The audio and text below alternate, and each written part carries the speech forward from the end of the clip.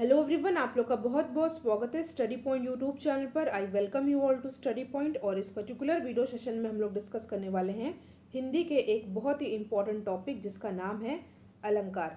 देखिए, अगर बात की जाए जब कोई भी एग्ज़ाम हो जिसमें हिंदी के सेक्शन से क्वेश्चन पूछे जाते हैं तो अलंकार से रिलेटेड मैक्सिमम 3 से 4 क्वेश्चन तो पूछे ही जाते हैं।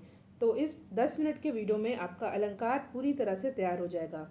इस वीडियो में हम लोग डिस्कस करेंगे अलंकार के बारे में और अलंकार से रिलेटेड कुछ क्वेश्चन को डिस्कस किया जाएगा। कुछ दिनों बाद एक वीडियो अपलोड होगा उसमें। तो चलिए फिलहाल हम लोग अलंकार को डिस्कस कर लेते हैं। अलंकार होता क्या है? देखिए, अलंकार होता है, इसका मीनिंग होती है, इसका अर्थ होता है आभूषण या गहना। जिस प्रकार कोई स्त्री गहने को जब पहनती है तो उसकी सुंदरता में 4 चांद लग जाते हैं, उसी तरह काव्य की शोभा बढ़ाने वाले शब्दों को अलंकार कहते हैं। एग्जाम में पूछा जाता है कि अलंकार की मीनिंग क्या होती है, तो अलंकार का अर्थ होता है आभूषण या गहना। इंग्लिश में आप इसे कह सकते हैं ज्वेलरी। ठीक है, तो परिभाषा आप देख लीजिए। काव्य की शोभा बढ़ाने वाले शब्दों को अलंकार कहते हैं और अलंकार 3 प्रकार के होते हैं: शब्दालंकार, अर्थालंकार और उभय अलंकार। ठीक है, आगे हम लोग बढ़ते हैं। शब्दालंकार की बात की जाए तो शब्दालंकार क्या होता है? जब काव्य में शब्दों के विशिष्ट प्रयोग से सौंदर्य और चमत्कार उत्पन्न होता है वहाँ शब्दालंकार होता है। शब्दालंकार में शब्द का प्रयोग होता है। अर्थालंकार क्या होता है? जब वाक्य में अर्थ के कारण सौंदर्य या चमत्कार उत्पन्न हो वहाँ अर्थालंकार होता है। ठीक है, मीनिंग आप लोग देख लीजिए और डिफरेंस भी आप लोग को पता होना चाहिए। नाम में ही आपको इसकी मीनिंग और दोनों के बीच में डिफरेंस पता चल रहा होगा। ठीक है, शब्दों के विशिष्ट प्रयोग से जब बदलाव होते हैं, सौंदर्यता बढ़ती है, चमत्कार उत्पन्न होता है तो शब्दालंकार होते हैं। और अर्थ के कारण जब सौंदर्य या चमत्कार उत्पन्न होता है तो वो होता है अर्थालंकार। ठीक है, बात की जाए कि शब्दालंकार कितने प्रकार के होते हैं। एग्जाम में कई बार पूछा गया है कि शब्दालंकार कितने प्रकार के होते हैं। ये होते हैं 3 प्रकार के। पहला होता है अनुप्रास अलंकार, दूसरा होता है यमक अलंकार, तीसरा होता है श्लेष अलंकार। ठीक है, और अगर बात की जाए कि अर्थालंकार कितने प्रकार के होते हैं तो अर्थालंकार होते हैं टोटल 8 प्रकार के।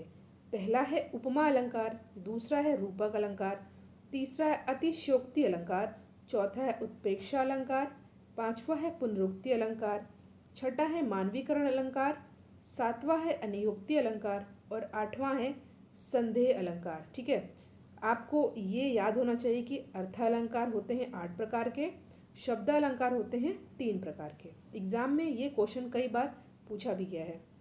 देखिए, अब बात की जाती है अनुप्रास अलंकार होता क्या है। अभी हम लोग ने केवल नाम को देखा था, अब इसकी मीनिंग को हम लोग देखेंगे और एग्जाम्पल के साथ हम लोग उसको पढ़ेंगे। ठीक है, तो है अनुप्रास अलंकार।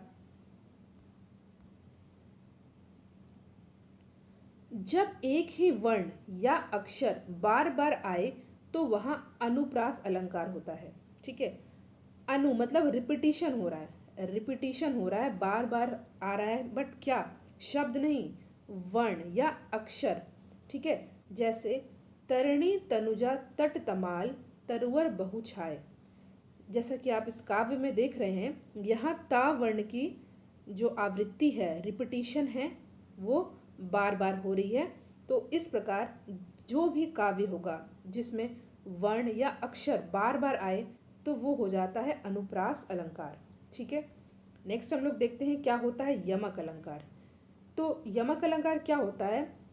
जब एक ही शब्द को 2 या 2 से अधिक बार प्रयोग हुआ हो लेकिन प्रत्येक बार अर्थ अलग हो तो वहाँ पे यमक अलंकार होता है।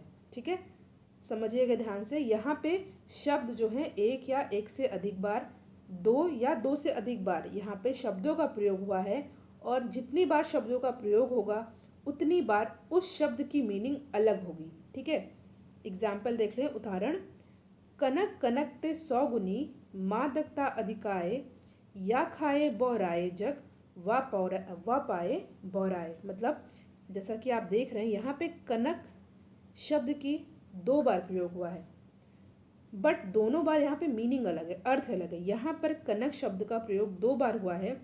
पहले कनक का अर्थ होता है धतूरा, ठीक है, या अनाज, और दूसरे कनक का अर्थ होता है सोना।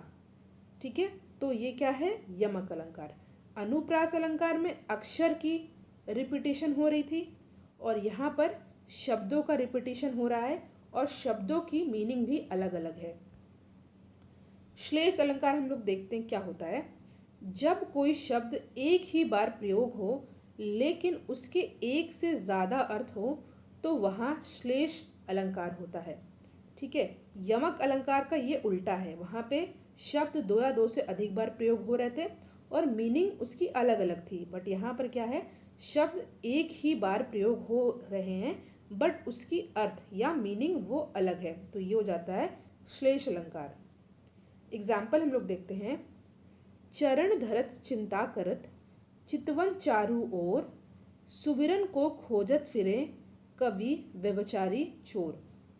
यहाँ पे आप लोग ध्यान से देखिएगा, यहाँ सुबिरन शब्द का प्रयोग एक ही बार हुआ है लेकिन उसके अर्थ एक से अधिक हैं। कवि के लिए सुबिरन शब्द का अर्थ है सुंदर अक्षर, व्यभिचारी के लिए सुबिरन शब्द का अर्थ है सुंदर स्त्री और चोर के लिए सुबिरन शब्द का अर्थ है सोना। तो यहाँ पर क्या है, श्लेष अलंकार। एक ही शब्द का प्रयोग एक बार होगा, उस शब्द का प्रयोग एक बार होगा बट उसके अर्थ होंगे अलग अलग। नेक्स्ट पे हम लोग आते हैं, उपमा अलंकार क्या है। ठीक है, तो उपमा अलंकार क्या होता है, जब दो वस्तुओं या व्यक्तियों में अंतर होते हुए भी उनकी आकृति एवं गुण की समानता की जाए वहाँ उपमा अलंकार होता है। ठीक है, जैसे कि मान लीजिए दो चीज़ें हैं, दोनों अलग अलग हैं मगर उनकी समानता की जा रही है। ठीक है, तो वो हो जाता है क्या, उपमा अलंकार। ठीक है, पीतल पात सरत मन डोला, पीतल पात सरस मन डोला। देखिए यहाँ पीपल के पत्ते और मन की समानता की गई है। ठीक है, पीपल के पत्ते और मन की समानता की गई है, दोनों एक ही जैसे डोलते हैं। अर्थात मन की चंचलता की समानता पीतल के पत्ते के डोलने से की गई है, जबकि पीपल का पत्ता और मन दोनों ही अलग अलग चीज़ें हैं। इस प्रकार यहाँ पर होता है उपमा अलंकार। ठीक है, नेक्स्ट है रूपक अलंकार। जहाँ उपमेय में उपमान का अभेद रूप से आरोप किया गया हो वहाँ रूपक अलंकार होता है। उदाहरण से हम लोग इसको समझेंगे। उदाहरण क्या है, चरण कमल बंदो हरिराई।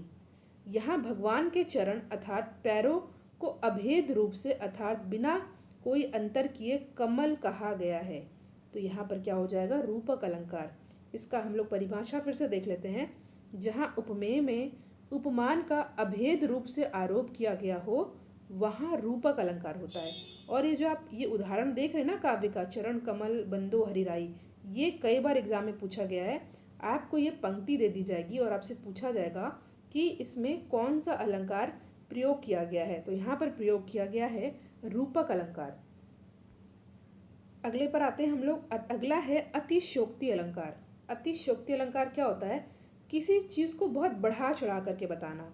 जैसे जब लोक सीमा का अतिक्रमण करके किसी बात को बहुत ही ज़्यादा बढ़ा चढ़ा कर कहा जाता है तो वहाँ पर अतिशयोक्ति अलंकार होती है। ठीक है, जैसे उदाहरण के स्वरूप हम लोग देखते हैं, पानी परात को हाथ छुओ नहीं, नैनन के जल सो पग धोएं। देखिए इसकी मीनिंग जब हम लोग देखेंगे तो हमें क्लियर होगा। जब सुदामा जी श्री कृष्ण जी से मिलने आए तो श्री कृष्ण उनके पैरों को धोने को परात में जल मंगाते हैं और उनके पैर धोते हैं। लेकिन इन पंक्तियों में कवि ने कहा है कि कृष्ण ने परात के पानी को छुआ ही नहीं और आंसुओं से सुदामा के पैरों को धोया। ठीक है, आंसू से पैर तो धोए नहीं जा सकते बट यहाँ पर ऐसा बढ़ा चढ़ा करके बताया गया है। तो ये हो जाता अतिशयोक्ति अलंकार। यहाँ एक छोटी सी बात को बहुत ही बढ़ा चढ़ा करके कहा गया है, अतः यहाँ पर क्या हो जाएगा, अतिशयोक्ति अलंकार। ठीक है, नेक्स्ट क्या है, अनियोक्ति अलंकार। अतिशयोक्ति अलंकार के बाद आता है अनियोक्ति अलंकार। जब काव्य में किसी अन्य के माध्यम से किसी को कोई बात कही जाती है तो वहाँ अनियोक्ति अलंकार होता है। अनियोक्ति, आप पहले शब्द इसमें अनियोक्ति अलंकार जो लिखा है इसमें आप जो पहला यहाँ पे अन्य, इसका संधि विच्छेद करेंगे तो यहाँ अन्य करके आएगा, तो इसी से आप पहचान सकते हैं।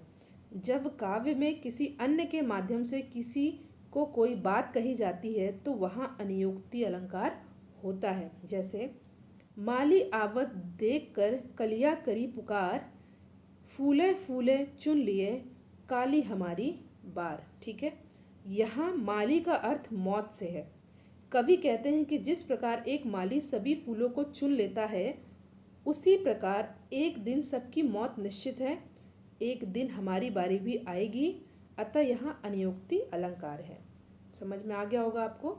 नेक्स्ट है पुनरुक्ति अलंकार। जब एक ही शब्द एक से अधिक बार आए और प्रत्येक बार उनके अर्थ में भी समानता हो तो वहाँ पुनरुक्ति अलंकार होता है। ठीक है, ध्यान से देखिएगा।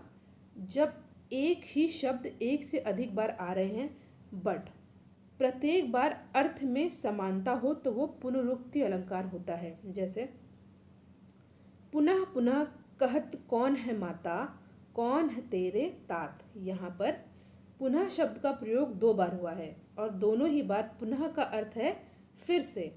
ठीक है, इसलिए यहाँ पर पुनरुक्ति अलंकार है। ये काव्य जो एग्जाम्पल है ये आप लोग याद कर लीजिएगा। पुनः पुनः कहत कौन है माता, कौन है तेरे तात। यहाँ पर पुनरुक्ति अलंकार का प्रयोग हुआ है। अगला है मानवीकरण अलंकार। ये क्या होता है? जहाँ बेजान वस्तुओं का चित्रण जीवधारी की तरह हो वहाँ मानवीकरण अलंकार होता है। ध्यान से पढ़िएगा डेफिनेशन को आप लोग। उदाहरण आए बसंत महंत, अर्थात यहाँ पर महंत अर्थात साधु जो कि एक जीवधारी है की तुलना वसंत ऋतु जो कि बेजान है उससे की गई है, अतः यह मानवीकरण अलंकार है। ठीक है, सजीव का निर्जीव से कंपैरिजन जब किया जाएगा, ठीक है, तब वहाँ पर क्या हो जाता है? मानवीकरण अलंकार। ठीक है, यहाँ पर साधु जो है एक जीवधारी हैं और वसंत जो कि एक बेजान है उनसे इसके कंपैरिजन किया गया है। संदेह अलंकार, नाम से आपको पता चल जा रहा है कि संदेह अलंकार में क्या होने वाला है। जब काव्य का वर्णन इतना संदेहपूर्ण हो कि किसी वस्तु का निश्चय ना हो पाए तो वहाँ संदेह अलंकार होता है। ठीक है, डाउट होता है। एग्जाम्पल, साड़ी बीच नारी है कि नारी बीच साड़ी है, कि साड़ी ही की नारी है या नारी की ही साड़ी है। ठीक है, दिख रहा हो कि संदेह कितना है यहाँ पर। यहाँ साड़ी और नारी में इतना संदेह उत्पन्न हो गया है कि नारी और साड़ी का वर्णन करना बहुत ही कठिन हो गया है, इसलिए यहाँ पर क्या है? संदेह अलंकार। हमने अलंकार, उसके बारे में, उसके भेद के बारे में और भेद के भेदों के बारे में यहाँ पे पूरी जानकारी हमने ली है। ठीक है, तो वीडियो को आप लोग लाइक ज़रूर करिएगा और इसको ज़्यादा से ज़्यादा आप लोग शेयर कर दें अपने फ्रेंड सर्कल में जो गवर्नमेंट एग्जाम की तैयारी कर रहे हैं जिसमें हिंदी के सेक्शन से क्वेश्चन पूछे जाते हैं। देखिए, अभी हम लोगों ने अलंकार को पढ़ा है, इससे रिलेटेड कुछ बहुत ही इंपॉर्टेंट क्वेश्चन को डिस्कस किया जाएगा जल्द ही। Thank you so much for watching. Thank you.